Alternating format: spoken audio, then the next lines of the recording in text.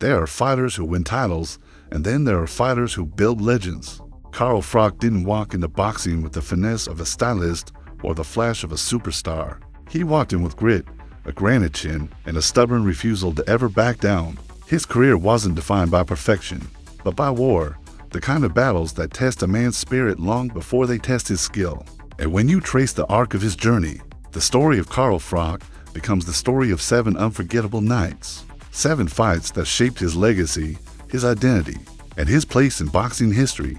The drama surrounding Froch's rise began long before he became a household name. It took shape in 2008, the night he stepped through the ropes against Jean Pascal for the WBC super middleweight title.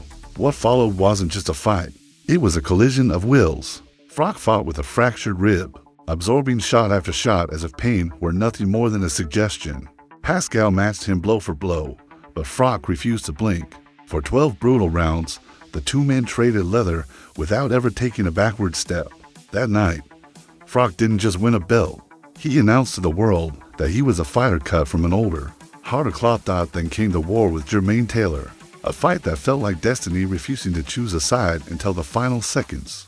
Froch, miles behind on the scorecards, was battered, dropped, and pushed to the edge of defeat. But champions aren't made in the easy rounds. In the dying moments of the 12th, Froch unleashed a furious onslaught that broke Taylor's resistance and ended the fight with one of the greatest comebacks in British boxing history.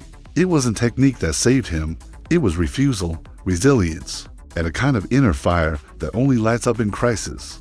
His rivalry with Mikkel Kessler wrote another chapter in the Froch mythology. Their first meeting was a symphony of violence, two fighters with no intention of backing down, no taste for safety, no fear of damage. Froch lost a razor-thin decision, but defeat didn't diminish him. It sharpened him. When they met again, he fought like a man settling a debt written in blood.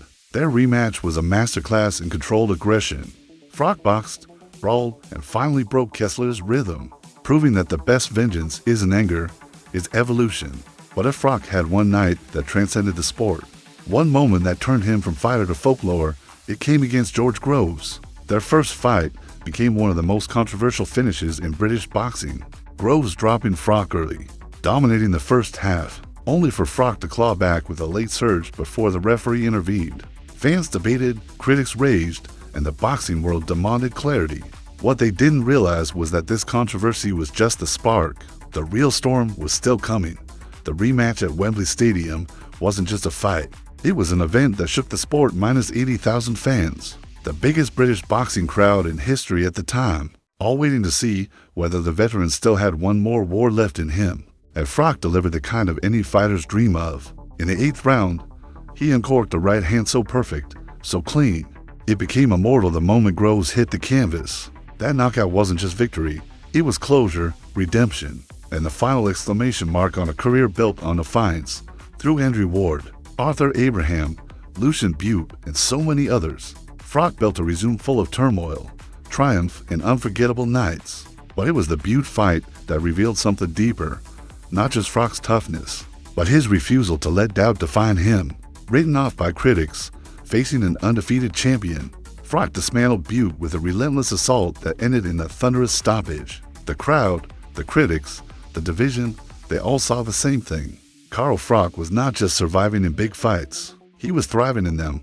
Froch's legacy isn't the number of belts he won or the records he broke. It's the feeling he left in the arena. Every time he fought, fans didn't come for technique, they came for fire. They came for the drama, the brutality, the resolve of a man who refused to be anything less than unforgettable. Before you go, let me ask, which Carl Froch fight lives in your memory the most? Was it the comeback against Taylor, the knockout at Wembley, or the war with Pascal? Share your thoughts below, and if you enjoyed this deep dive into fight history, make sure to like, subscribe, and join us for more cinematic boxing storytelling. Your voice matters here.